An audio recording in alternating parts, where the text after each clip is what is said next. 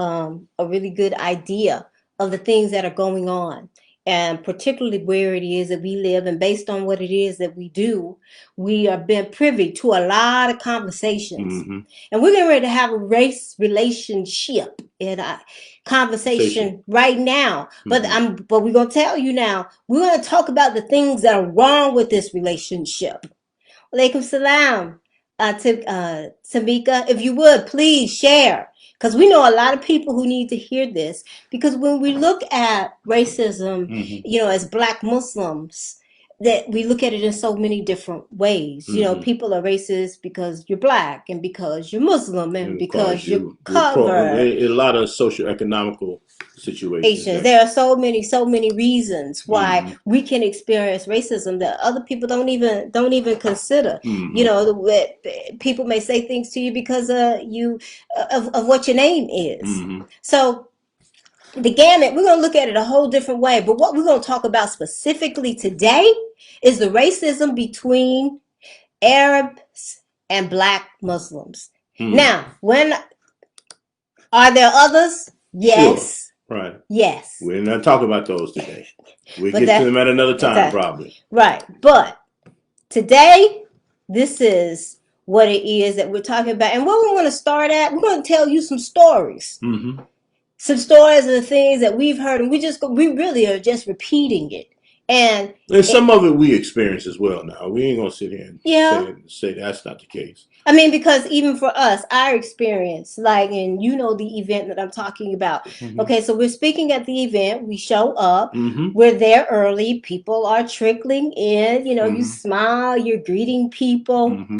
Because I have no idea. I know what we've been told we're there for, but I Mm-hmm. really don't know exactly what the audience, what their expectation is, or who they've been told the presenter always is. Mm-hmm. And so when people are cordial, they're friendly, they're talking, Mm-hmm. and it's a great moment. Mm-hmm. And then they say, "What do you know about the speaker? Speakers. Right. Are they here?" Mm-hmm. And then I said, "I'm the speaker." Mm-hmm. And you saw the whole face change. Mm-hmm. Because the whole body language just got different at that point. Because you were not expecting my very Black Mm-hmm. Muslim self. Mm-hmm. And that you came here I came here to hear you. Yes. Mm-hmm.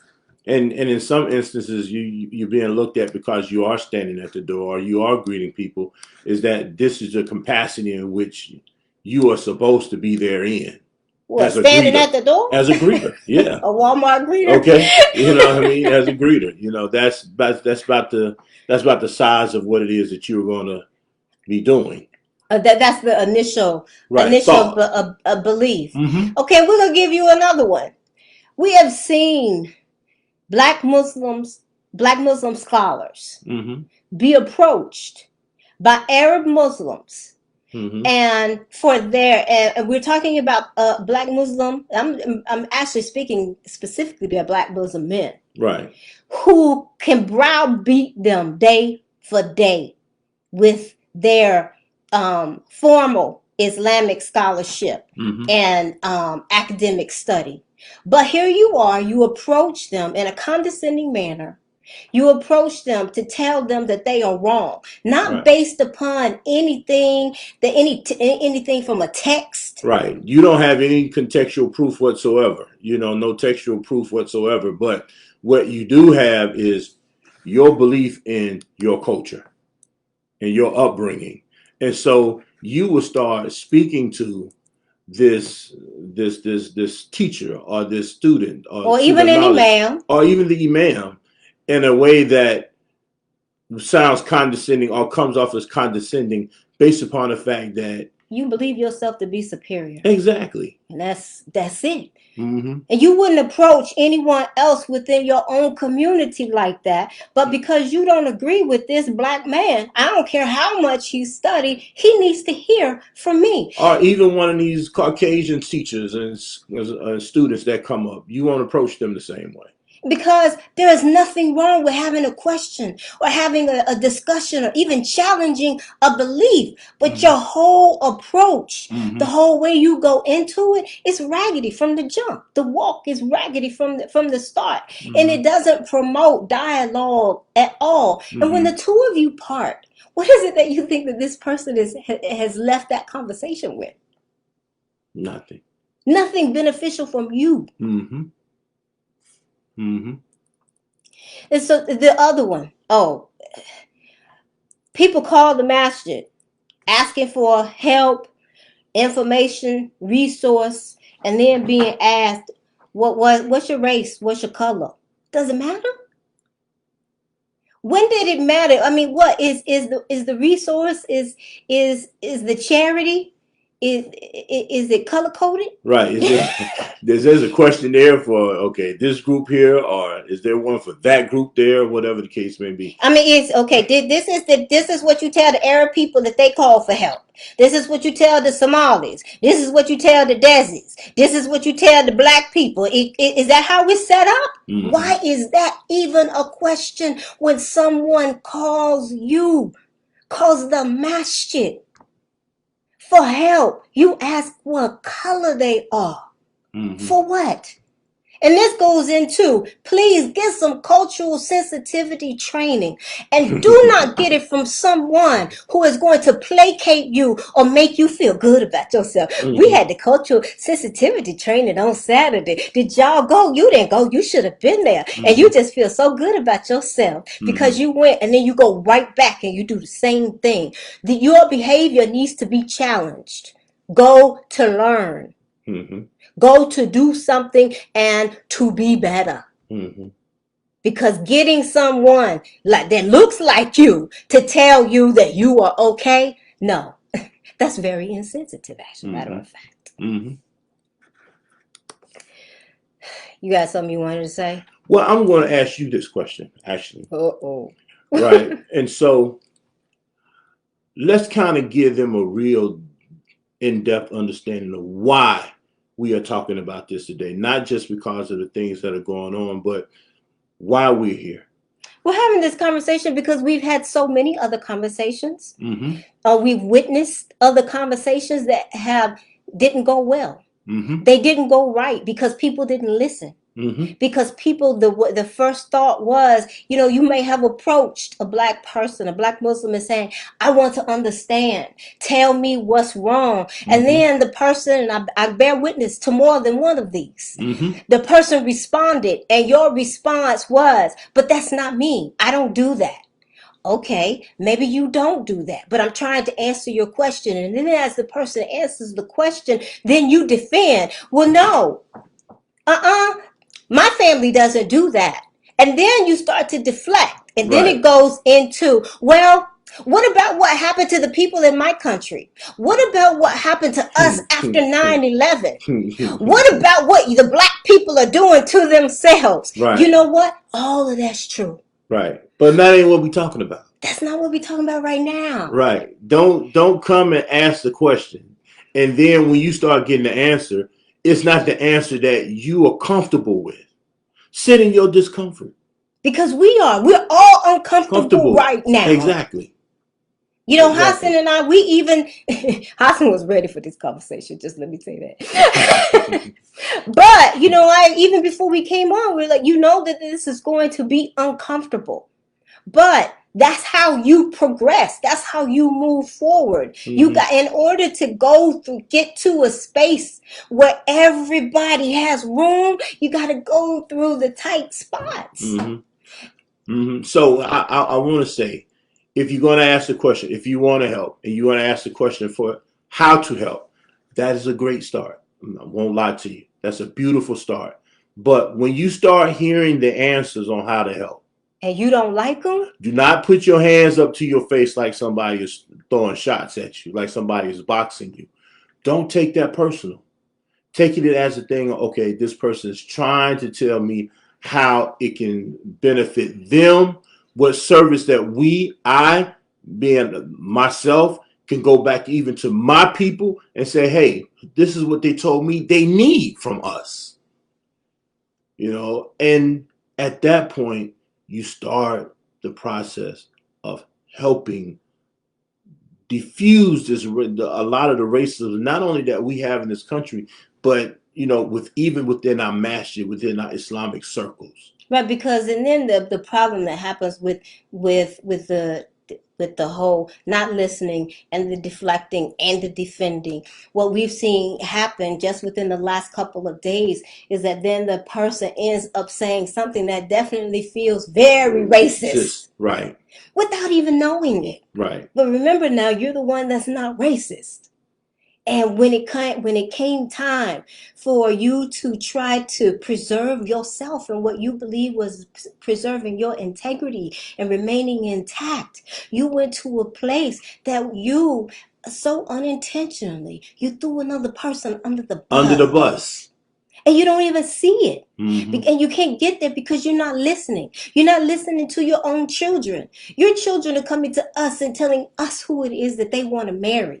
And their Arab families are saying, no, that person, they are not of the right lineage. They are not of the right race. And I'm going to tell you now, brace yourselves. But some of you are having babies with the women who come into your corner store.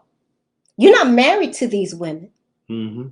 And believe when we say that this isn't shock value stuff that we're trying to say. We're actually telling you some real stuff that's happening out there. And how do we know? Because those are our people. I may never step foot into your store, but I know them because they're my cousins and they're my aunts and they're my uncles. And you have a black Muslim brother that you won't speak to at the masjid. Right. But your son who's in that neighborhood, that black neighborhood where you own that store is, that's his uncle. Mm-hmm. Y'all are relatives, and you won't part your lips to tell him, Assalamu alaikum. Yo, we got to do better. Yo, and since we taking it out of the masjid now, and now we're in the community, bringing products into our community, the liquor, the porn, the alcohol, cigarettes, all these type of things here. Sell it in your neighborhood. And you know what? We know that you probably won't. Mm-hmm. Our race, our culture, our folks, we got our own set of problems. And we don't need you adding to them. And we just ask you that on a most basic spiritual level, can you fall back from that part? Mm-hmm. We got enough to do on our own. Right. And some of it you know about. It's raggedy. Right. It's raggedy and it's beautiful all at the same time. But we don't need you adding to the harm. You can be successful in your business without doing that. We are business owners and we have our boundaries. And we have been successful. We don't work for nobody. We work for ourselves. Everything we have comes from Allah.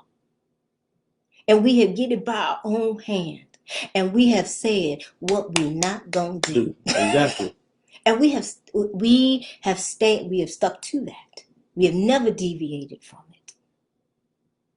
And the reality of it is we have clients that span spiritual backgrounds. I mean, we have people who are atheists. Yeah, exactly. We have people who come, but there are certain people, I'm not going to be able to condone our service. And we know who they are. And we know who they are, and we stay with that. And that's it. Yeah. Other than that, we are open and we are who we are pretty much with everybody. But let's not act like we don't see each other. The good and the bad.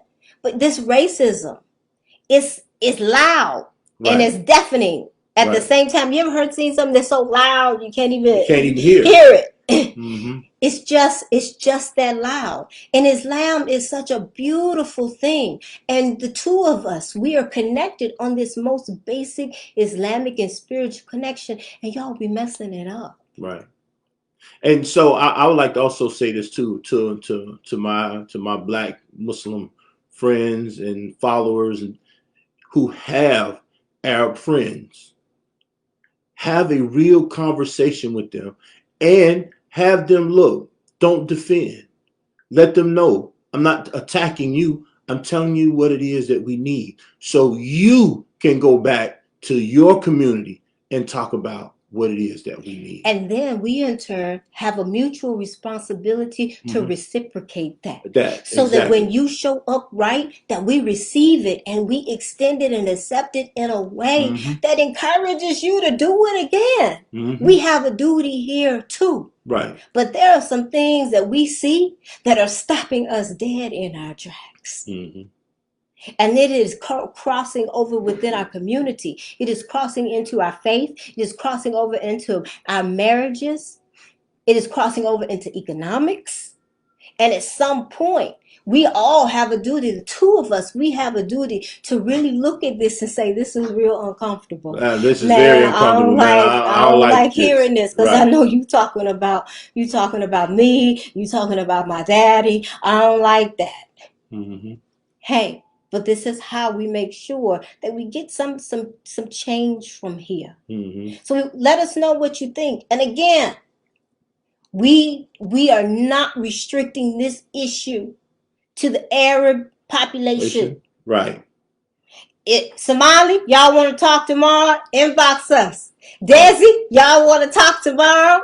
Let us know. Right. We welcome the dialogue within everyone. If we showed up raggedy, hey, let us know. Let us have the dialogue, because we know we do too. Right.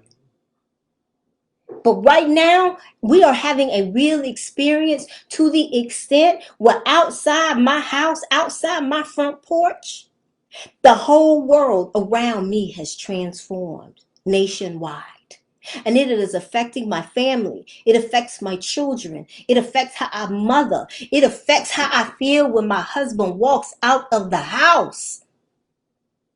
And I am asking us all to really look at this and to look at what we have done or we have not done to contribute to it.